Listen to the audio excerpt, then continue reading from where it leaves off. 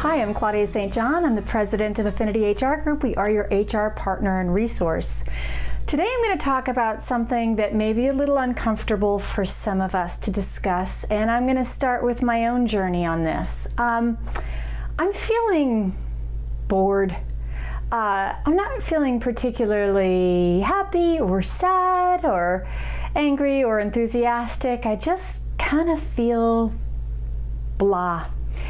And I have no reason to feel blah. I have a lot of great things going on, some trips, travel plans coming up, great exciting things happening at work, and yet I'm just having a hard time mustering anything other than blah. And I texted one of my associates earlier this week, and I was like, "Hey, how you doing?" And she wrote back, "Meh." And I had a conversation with another one of my associates today, and I said, "How are you doing?" And she said, "I just feel like a blob." And then I realized, I've been hearing this from a lot of folks. And I also have been reading about a trend called the Great Bored Out. So as opposed to a burnout, a bored out is really just losing enthusiasm and steam and maybe even a little bit of a mental fog. And I was really trying to figure out where this was coming from, because I certainly was feeling it. And I love my job. I own my company. There's no reason for me to feel these feelings that I've had. And I realized after doing some research that we've all been through a great trauma over the last year. We've all been in the same storm, right? The whole country, the whole world has been in a storm. But we've all been in our own personal boats. So how this great trauma has affected each of us as individuals is going to be different than even our family members, our loved ones, our friends, our colleagues, our employees. And one of the things that's happening with this great trauma is we've had to have so much resilience for the last year and a half at this point, that at some point in time, if you decide, this is just too much, I'm going to deal with what I can handle. I can't handle COVID on top of global climate change, on top of the uncertainty of school, on top of political upheavals, on top of everything else that's happening in our lives on a daily basis. And so as a coping mechanism, what I do is I say, I'm not going to deal with that. That's too much. I'm going to stop reading the news. I'm going to kind of tune out when I start hearing about all these floods and heat waves and cold snaps and bizarre climate issues, because it's too much for me. I'm going to stay in my lane, what I know I can handle. But the problem is when you tune out the emotions that are too stressful, or maybe the result of grief, when you tune out some of your emotions, you may tune out all of them. Because really we can't pick and choose what emotions we can handle.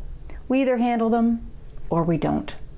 And so as a result, I suspect there is a collective numbing, dulling of our emotions, because at some point in time when you've been running on stress for so long, you got to do something for a survival technique. And I think what we're looking at is the result of that continued stress that we've just had to protect ourselves from. Why am I telling you this? I am telling you this because I think there are a lot of folks out there that are struggling with this blah, with this meh, with this I'm bored. In French, we would call it ennui. We're all just kind of blah. The way to deal with this is a few things. Give yourself space to feel things. You may discover you have some things to grieve. There's some things that have happened to you in your own little boat that you might have to deal with. Maybe you're angry, maybe you're sad, maybe you're grieving. But if you're in your own little boat, if your boat's anything like my boat, we've been bailing psychologically for a year and a half. Give yourself space to feel those feelings, because you won't feel the joy if you don't let yourself feel the sad or the frustration or the anger. The other thing is all of the people around you, every single one of them, each and every one of your employees, your family, your friends, your loved ones, they're all in their own little boat bailing. And they may seem okay today, but tomorrow they may not be. So be mindful of the well-being, the emotional well-being, first of yourself and then of your employees and those around you.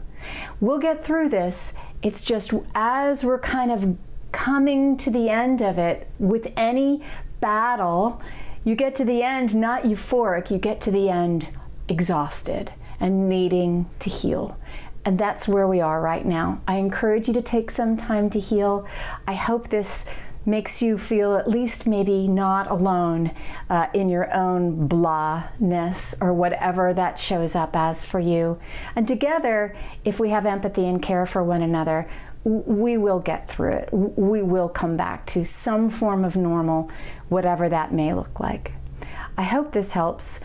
Know that we're all here for you. We are here to help you weather this storm or any other storm that you have. If you have some content you would like us to cover, let me know. Please like and share and follow us on our social media, YouTube, LinkedIn. And I do hope that you and yours have a safe and productive work week. Take care.